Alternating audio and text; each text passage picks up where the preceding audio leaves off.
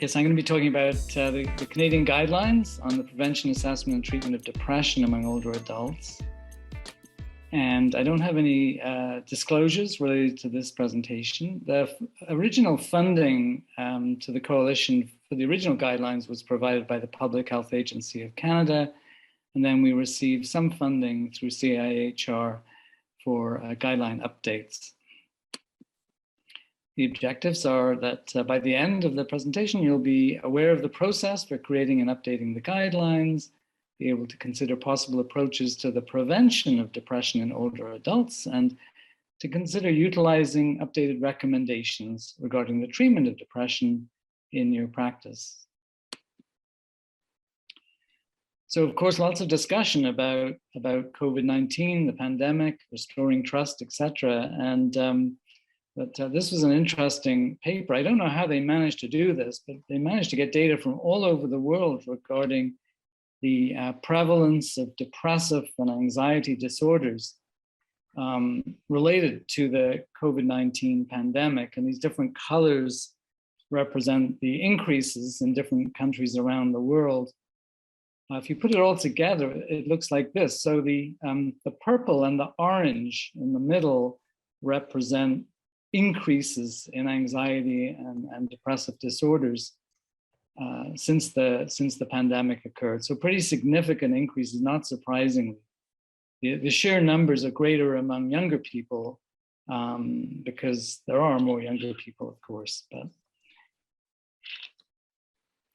So the Canadian Coalition for Seniors Mental Health is just about to celebrate 20 years of existence, and we're linked to the Canadian Academy of Geriatric Psychiatry.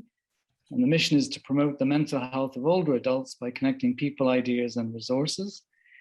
And one of the things we've done quite a bit of is creating national guidelines. The guidelines on depression date back to 2006. So this update, it was 15 years between the first edition and the second.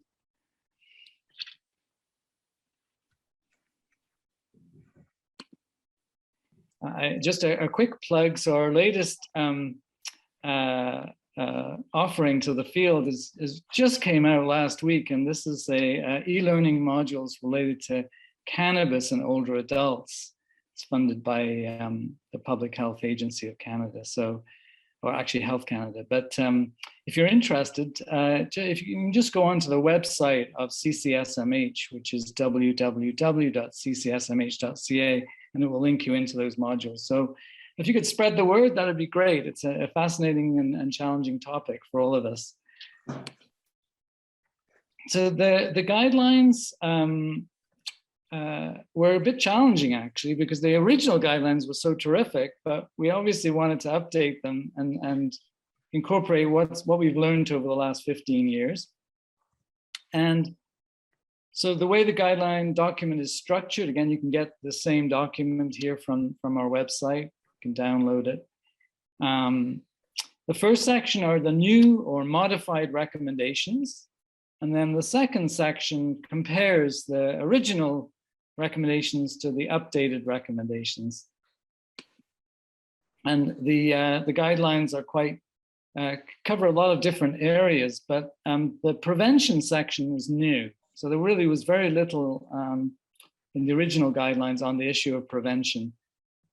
And, with much more focus now on health promotion and prevention, we really wanted to at least make some initial recommendations in this area.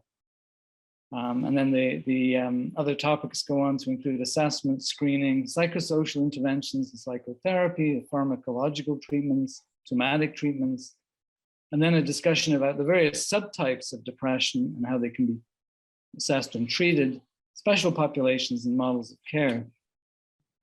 This was the guideline update group. And I wanted to shout out to Laurie Amdam, who I know is on your organizing committee and has been a wonderful contributor over the years to the work of the coalition. So thanks, Laurie. And Laurie was able to provide, in particular, a nursing perspective.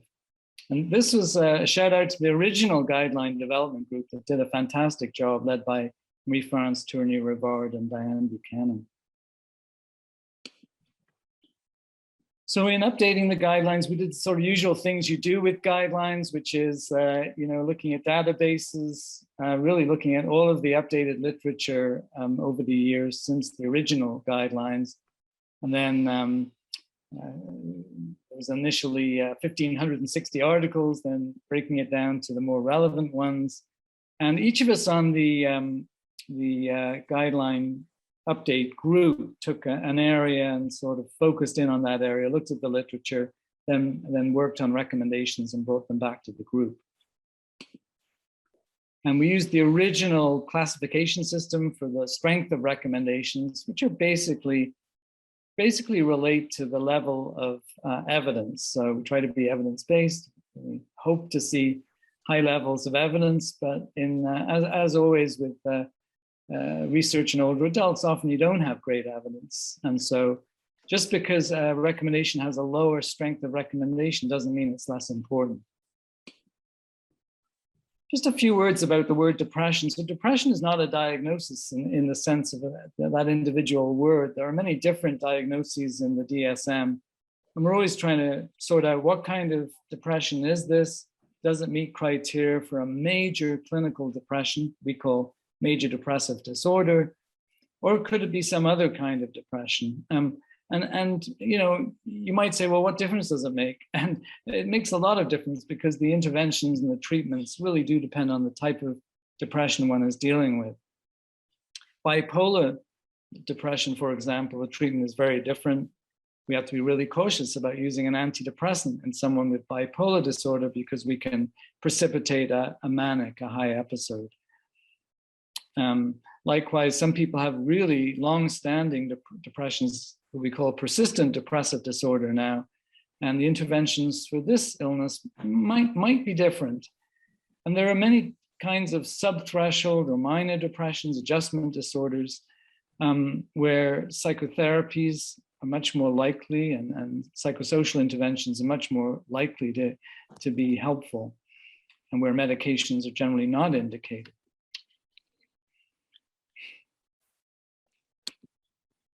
And these are, of course, the classic symptoms of a major depressive episode. You need 5 out of 9 of these symptom groups over a period of at least 2 weeks.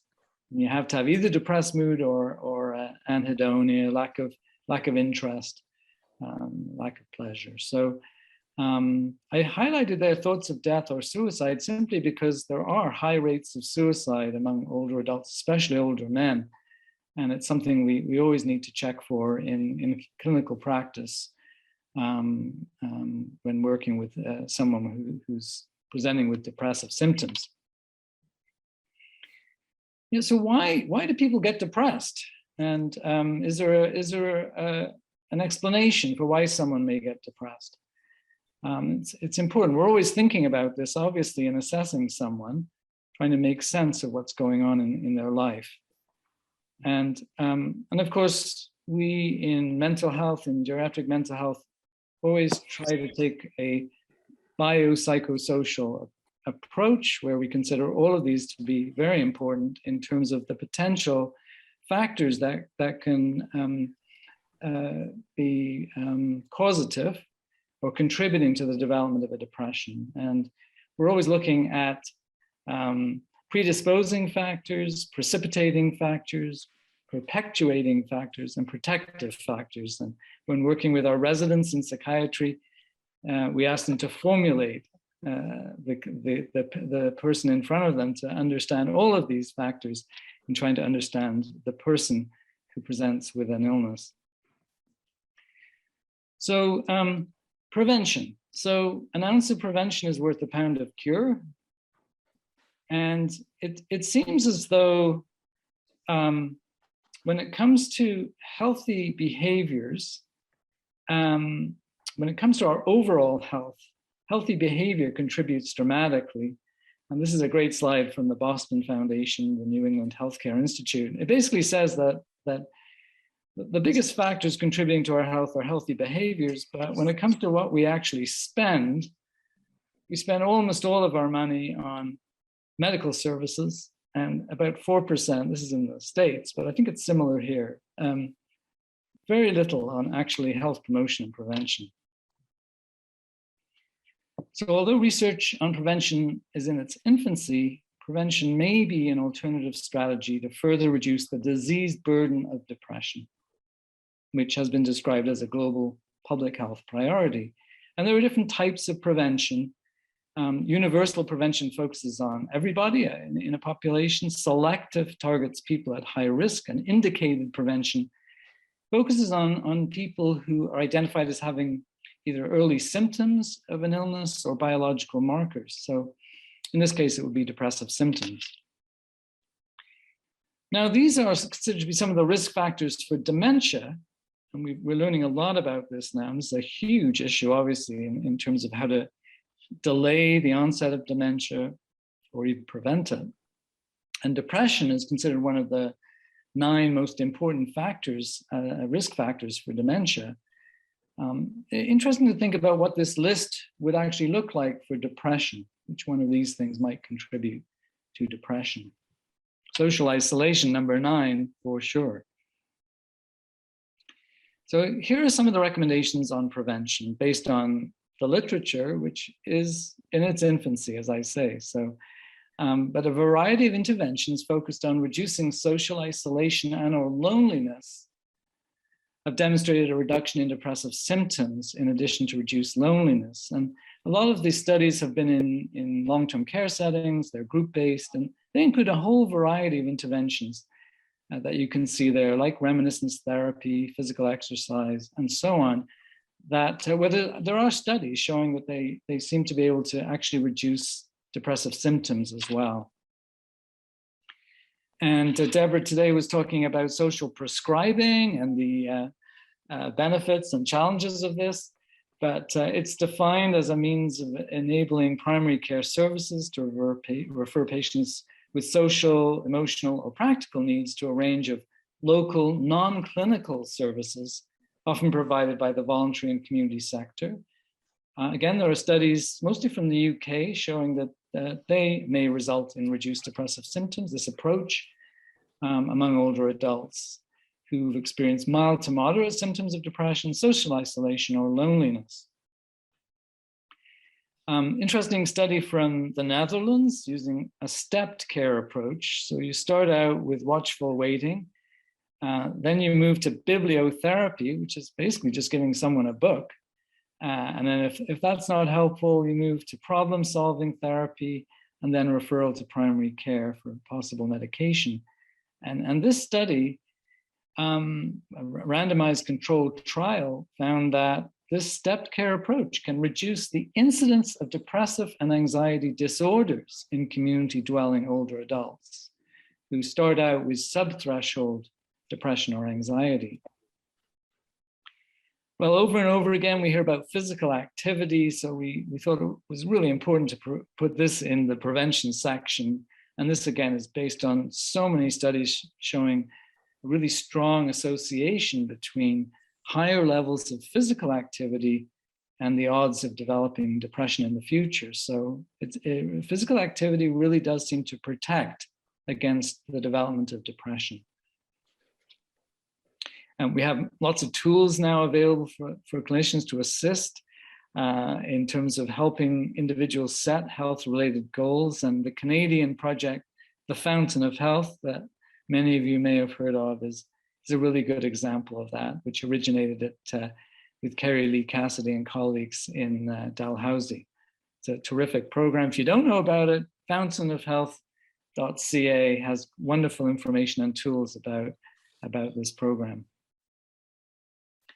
The other recommendation is that clinicians should utilize the instilling of hope and positive thinking as important therapeutic tools in the prevention of depression and in helping individuals with depressive symptoms or disorders. So not a huge amount of study, of research into this, but it makes so much sense. We're all aware of it as clinicians. And you know, if we get down or depressed or burnt out, it's harder to instill hope and to feel positive, but it's so important. And there are even steps, you know, to developing a positive attitude, some of which is embedded, of course, in CBT approaches. When it comes to screening and assessment, basically, we continue to recommend, this is 2006 on the left, 2021 on the right. So basically not much change. So we continue to recommend targeted screening for older individuals who are at higher risk for depression. And there's a long list of those, as you can see on the left. So we don't recommend screening the whole population, but if there are these risk factors, then it does make sense to screen for depression. And in terms of screening tools, we still recommend the geriatric depression scale, the PHQ-9, which mirrors the DSM criteria for depression, and then the Cornell scale for depression in dementia if a person has associated dementia. You know, we always recommend a comprehensive assessment, so that's goes without saying, but it is in the guidelines that it's important to always do a full assessment, a comprehensive assessment, including ruling out underlying medical conditions that could be contributing, such as a low thyroid. So there are a whole variety of recommendations relating to psychotherapy and psychosocial interventions. And we highlight promising evidence for, again, exercise, mind-body interventions such as Tai Chi, yoga, and mindfulness-based stress reduction in reducing depressive symptoms, either alone or in combination with other therapies. And when it comes to exercise and increased physical activity, we say that clinicians should use their judgment in recommending the type of exercise and the duration, taking into account comorbidities, physical capacity, and level of motivation.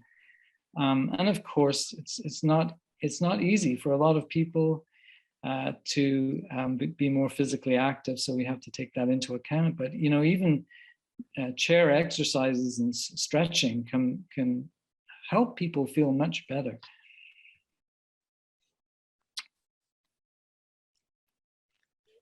The psychotherapies with the most evidence for effectiveness in older adults include cognitive behavior therapies and problem-solving therapies, PST, both well-studied and shown to be beneficial. And so one of our recommendations is that psychotherapies and psychosocial treatments should be made available to older adults with depression in diverse settings across all regions of Canada. So this is an advocacy type recommendation, because we know how hard it is to find a psychotherapist. And it's a real problem with resources, of course. There are other types of psychotherapy that have been shown to be beneficial in older adults, including behavior therapy, behavioral activation, reminiscence therapy, and psychodynamic psychotherapies, as well as IPT, interpersonal psychotherapy, and these can be delivered either individually or in groups. And we also pointed out that there are studies showing that internet-delivered therapies may be comparable to face-to-face treatment and may improve access to services for individuals in underserviced areas and those with mobility issues. And of course, highlighting again, as Carol was saying, one of the positive things that's emerged with the pandemic is the increase in virtual care that's been really fantastic, really, in mental health. So go home and let your dog lick your face. Dog saliva is the most effective antidepressant you can get without a prescription. What about antidepressants, though, if you don't have a dog? So there are some new and modified recommendations around antidepressant medications. So the group that was looking at this came out with two antidepressants that would be considered first line. So one is sertraline, which is an SSRI, serotonin reuptake inhibitor, and the other is duloxetine, which is an SNRI, so it works on both serotonin and norepinephrine. There are lots of other good antidepressants, such as escitalopram, and that certainly is an excellent first-line treatment as well. But some of you may know that with escitalopram and citalopram, there are some concerns about delaying cardiac electrical conduction. And so we have to limit the dosage, or at least be very cautious about the dosage in older adults. And so because of that, sertraline and duloxetine sort of rose to the top. Then there are more suggestions about, selecting an antidepressant that makes the most sense for the individual patient, being cautious about a whole variety of things, and noting that patients need to be closely monitored for medication compliance, substance use, suicide ideation, and the development of drug toxicity. We do highlight that when starting antidepressants, again, guidelines are always utopian, in the best of all possible worlds, but ideally patients should be seen regularly after starting an antidepressant, in person or virtually, we say. A phone call can make the world of difference. Just checking up on someone after they've been on a new medication for a week or so, to see how they're doing. Are they having any side effects? Have they actually stopped taking it because of a side effect? Have they agreed to actually take it? And so on. That can be really useful. And side effects are often worse early on and then dissipate over time. And there are certainly studies showing a lot of people stop taking an antidepressant in the first month. And we know one reason is they may take it and say it's not working. And then, of course, people need to be educated that it takes several weeks to really start to see an effect from an antidepressant. Another thing we highlight is a particular side effect called hyponatremia, or low sodium. It's relatively common, actually, in people who start an SSRI or an SNRI. And it actually can be a really serious and dangerous problem. So we do think it's a good idea to screen for a history of this before prescribing. And again, ideally taking a sodium level within 2 to 4 weeks of starting one of these antidepressants. And again, there are some people, like individuals on diuretics or who have a history of hyponatremia, who will be at higher risk, and one might want to actually check even sooner. There are some antidepressants listed here that are less likely to cause this side effect. So how long should a person stay on an antidepressant? That really hasn't changed, but a minimum of a year. And then in some individuals who've had really severe depression, repeated depression, difficult to treat depression, or depression requiring electroconvulsive therapy, we would say they probably should continue taking antidepressants indefinitely, unless there's a particular concern or contraindication that arises. Well, it's easy enough to start an antidepressant, but what about people who don't respond? And the rates of treatment resistance are high. And as it says here, only 50% of elderly patients respond to first-line treatment, and less than 40% reach remission, full remission. So as a general approach, always important to assess medication adherence. Are there any substance uses that are contributing perhaps to a lack of response, or other medications? Is the diagnosis correct? Are there any drug-drug interactions? And are there any coexisting medical conditions that could be a factor? And then the recommendations are listed here. So you could consider continuing the treatment for another 4 weeks. You could consider augmentation with another antidepressant or lithium, or an antipsychotic medication in some circumstances, such as aripiprazole. Or it's listed here that you might want to look at psychotherapy. Is the person receiving psychotherapy? Is there an indication? Has there been a resource issue? It may be really important for some individuals to actually be treated with a certain form of psychotherapy that could make a difference. Sometimes the best approach may be just to switch to a different antidepressant. Usually we will choose one in a different class of antidepressants. And then augmentation with lithium does remain a viable option, but most of us have moved away from using lithium in this capacity, as it's a tricky medication to use in older adults. And you've got to repeatedly measure the lithium level, and people can become lithium toxic quite easily if they're not being monitored. The guidelines do discuss a variety of different subtypes of depression, including the most severe forms of major depression, severe without psychosis or severe with psychosis, which in older individuals might include the development of associated delusions, often very negative, nihilistic delusions.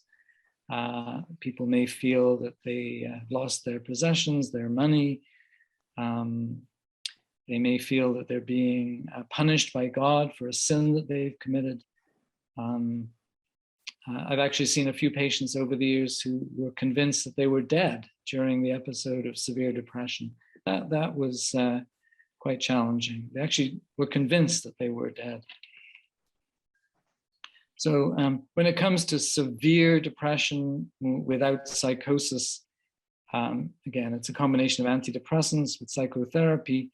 But if the person is not getting well, electroconvulsive therapy should be considered as a treatment.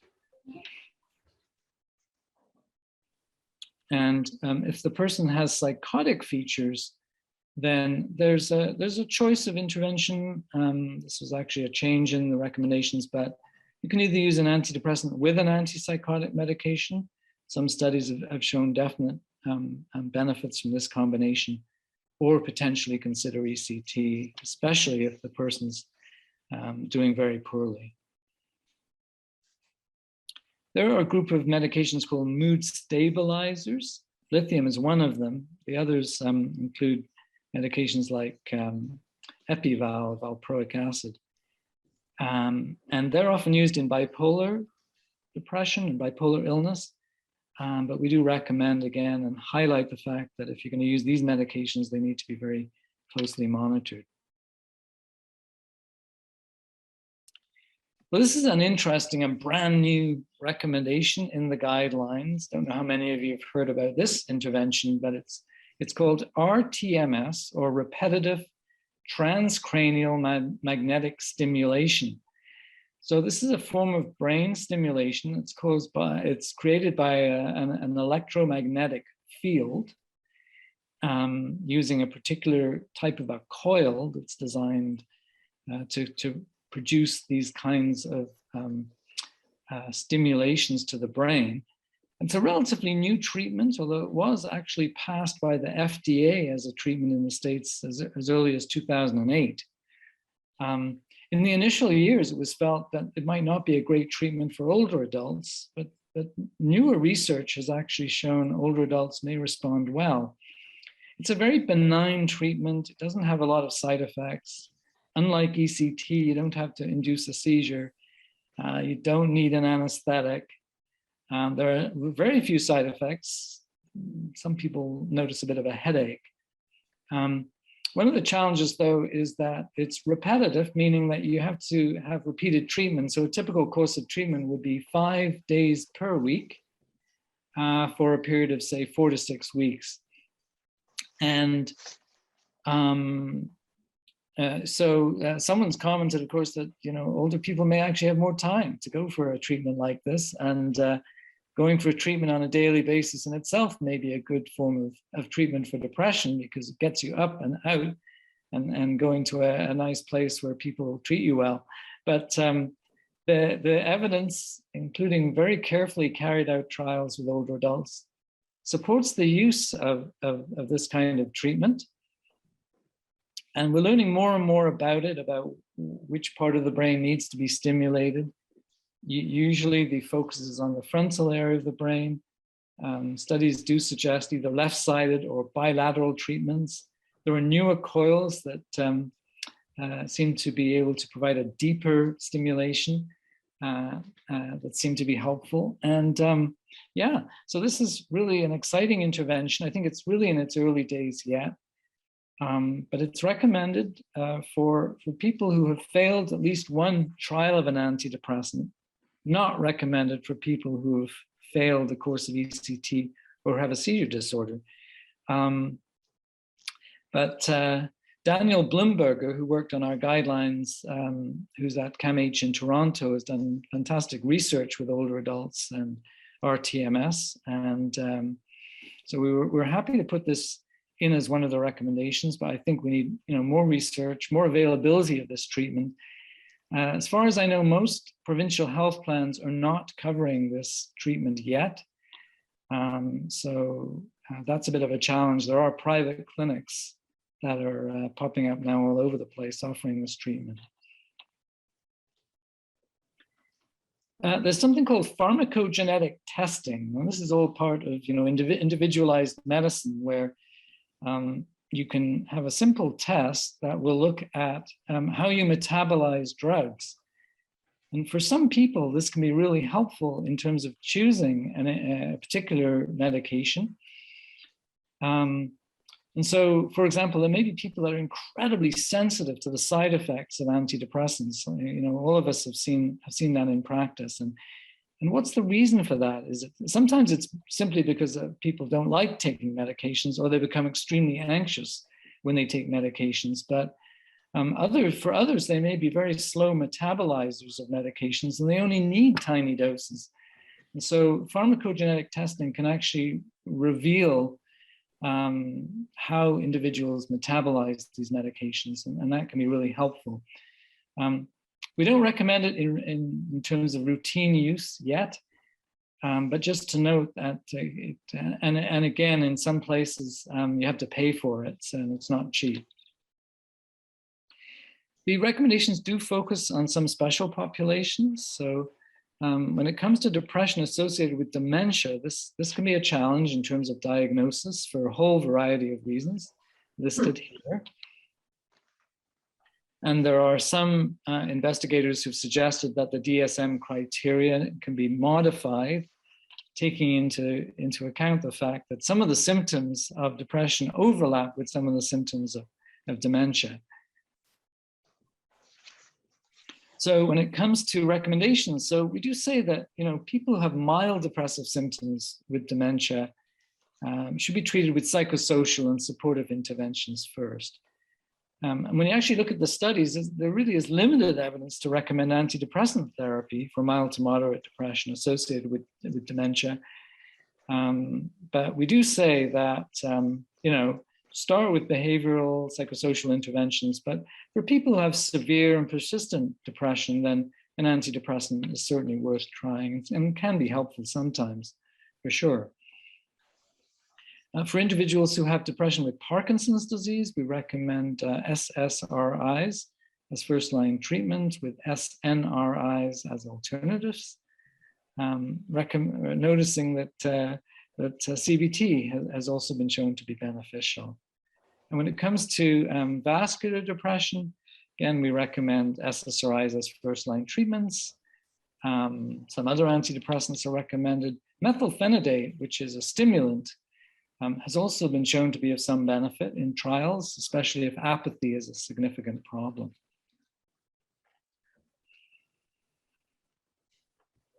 And then there are some recommendations around models of care. So the original guidelines focused on complex needs, the idea that interdisciplinary involvement, collaborative care is really critical, whether in primary care or specialized mental health settings. And continuity of care, of course, was recommended. And since the original guidelines, there have been a whole variety of studies, mostly done in the States, looking at primary care and collaborative care. So these are a variety of trials, such as the PRISM, the IMPACT, and the PROSPECT trials, all of which showed that if you actually organize primary care where there are team-based practices where you have individuals in the practice that take on the role of care managers who work with individuals who are depressed, using a stepped care approach usually. So starting out with support, with psychotherapies, and then moving on to treatment with antidepressants if needed. The outcome of these trials showed benefits, including better outcomes for depression, as well as reduced suicidal ideation. So we certainly recommend those kind of approaches where possible and where resourced in primary care. And then finally, we say that to optimize access to clinical services, senior-friendly care options, including video conferencing, should be available. And older adult patients should have appropriate equipment and support to ensure effective and efficient communication to optimize virtual care encounters. So, obviously this particular recommendation was born during the pandemic, and it makes so much sense. And I think we're all hoping that virtual care will continue even in the post-pandemic phase. It just makes so much sense especially for older patients where traveling is so difficult, traveling in the winter in Canada, for example. So in conclusion then for today, the updated guidelines, and I hope you'll take a look at them if this is an area of interest for you, but the updated guidelines have expanded to include prevention strategies. We have greater emphasis on a variety of psychosocial interventions, including physical activity, some important modifications to pharmacological treatments, the inclusion of rTMS as a potential treatment, and then updates on evidence-based models of care, including virtual care. Lots of resources on the CCSMH website, including pamphlets for older adults and their families, some in different languages. And in terms of models of care, I always want to recommend the guidelines for comprehensive mental health services for older adults that came out a number of years ago and has been revised in recent years. And Penny McCourt has done great work on this, as well as others. And I think I'm going to stop there. I think that was the last one. Yes, by the way, if you're interested in joining the CCSMH, it's totally free. And all you have to do is go onto our website. And then if you join, then you get all of our materials and updates and so on. So thank you very much indeed.